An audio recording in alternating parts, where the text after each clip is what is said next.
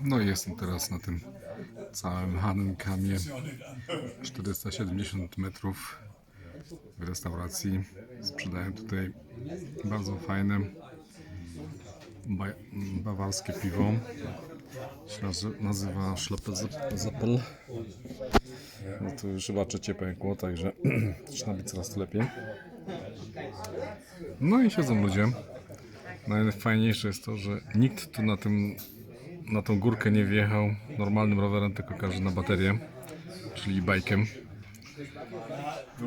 No i tylko moje kółko stoi normalne. Tu piszę Auf Wiedersehen. No i tak to właśnie fajnie. Także no jest nieźle. I tak myślę, że naprawdę to jest niezły wyczyn, że tu stąd wjechałem mięśniami własnymi, a nie tym jakimś bajkiem. No i teraz trzeba troszkę odpocząć, nabrać paliwa. O, jakiś gościu jedzie, to ten, ale i tak ma baterię. No, to pozdrawiam, trzymajcie się, ludki.